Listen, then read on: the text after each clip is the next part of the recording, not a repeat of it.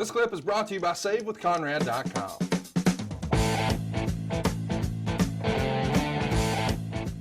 He comes back to WCW on the May 31st, 1999 episode of Monday Nitro, and he's a founding member of the Filthy Animals alongside Rey Mysterio Jr. and Conan. They fuel with the Insane Clown Posse and Vampiro, and then they start a feud with the Revolution. At some point, what the fuck did he do wrong to have to go through that debacle? Well, Vince Russo's here, and eventually he gets replaced by Kevin Sullivan. And Eddie said he and the rest of his crew were really hopeful when Russo came in, but when he's replaced with Kevin Sullivan, all of their hope is lost and they all want out. You should remember behind the scenes, to provide some context, Eddie is super tight with Dean Malenko and Chris Benoit and all those guys. And Chris Benoit has now famously situated himself with Kevin Sullivan's wife. So in a way, the boys sort of form their own opinion of what they're going to do and not do. They pull together here, and maybe it's not the scale they needed to, but Eddie Guerrero, Chris Benoit, Dean Malenko, Perry Saturn, Shane Douglas, they all go to Bill Bush to demand change. And Eddie says that Bush felt threatened and didn't respond well. And the Radicalz, as they would come to be known, wanted out. They had conversations with Paul Lee. They were even considering going to Japan, but to their surprise, they called the WWF, and New York is interested.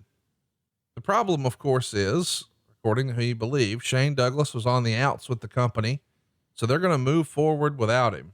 And I know that that would be hurtful to Shane, because they sort of kayfabed him on that. Guerrero asked for and received a release from his contract on January 19th. And then he's going to sign with the WWF, and fellow stars Malenko, Benoit, and Saturn will join him. This is all in January of 2000. We've done a whole episode on the Radicalz. So I'm going to encourage you to go listen to that in the archives, but briefly take us through, the overview of how this whole jump happened, Bruce.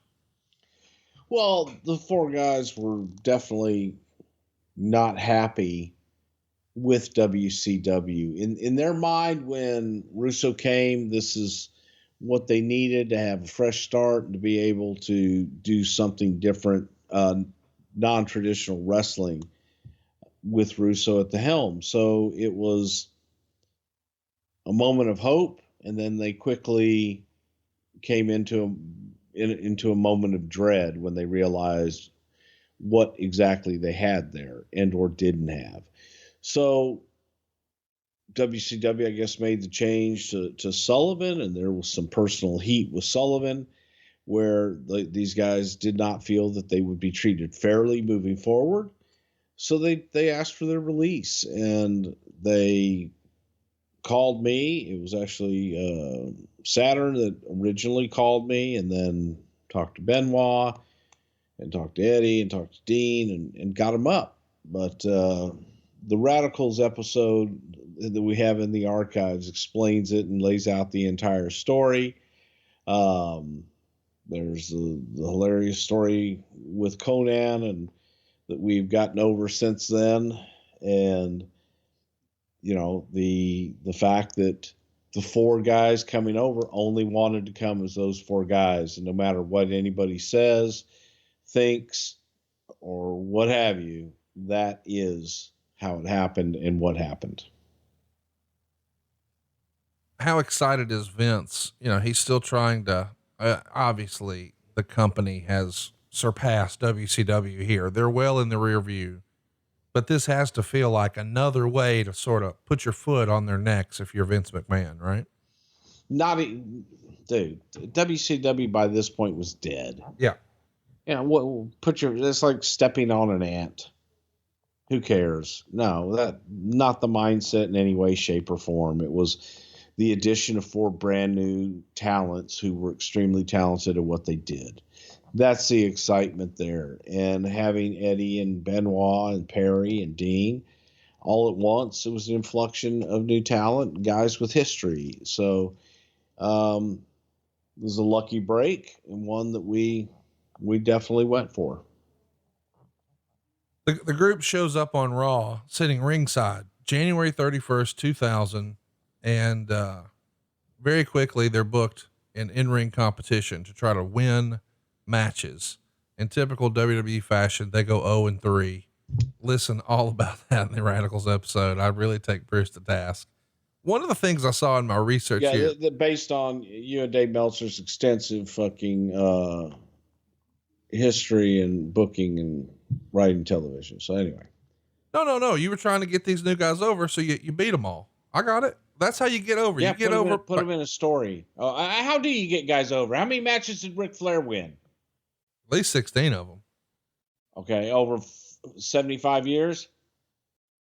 I'm just saying, you don't have to get three-quarters hot. So he wasn't over because he didn't win matches. No, I'm not saying that at all. I mean, yes, you are. You're saying, that's how you get guys over. You beat them. No, I know that's the WWE way. Whenever you bring in another talent from another promotion, you want to beat them as fast as you can, because that's how they get over in WWE, with losses, right? Sometimes, yes. That's what I'm saying. I mean, I don't know why we're arguing here. I'm agreeing with you. No, you're doing your thing. No, I'm not. Listen. They just beat them because they came from WCW. No, it's not why. There's a story behind it. What was the story? The story was they came in and they were underdogs and were fighting from underneath.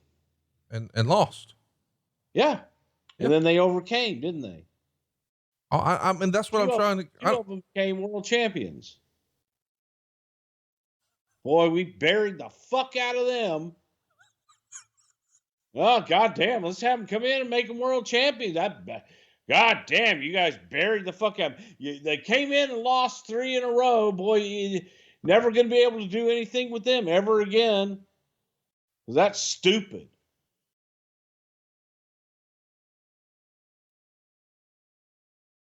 Are you combing your fucking mustache with the comb again? I didn't figure I needed to talk for a while. So, but maybe not so much to Eric Bischoff, because this is the era where he has a sit down with Eric where he's asking for a push and a raise. Apparently Bischoff gets frustrated, and depending on who you believe, because Lord knows that, Bischoff has denied it. And I think even Guerrero says that Bischoff accidentally knocks the coffee over. It's not really throwing the coffee at him, but that became the storyline on air. They do a sort of a work shoot promo where he's going to ask for his release. And then when he comes back, he's going to form the LWO, the Latino World Order.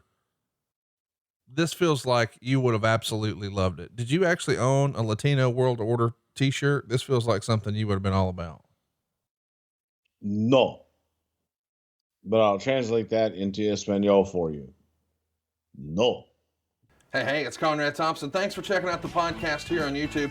Be sure to hit the subscribe button and the notifications bell so you get a notice anytime we upload some new content. And go save yourself some money right now. If you're in a 30-year loan or you have credit card debt, it's not a matter of if I can save you money. It's a matter of how much. Find out right now for free at SaveWithConrad.com.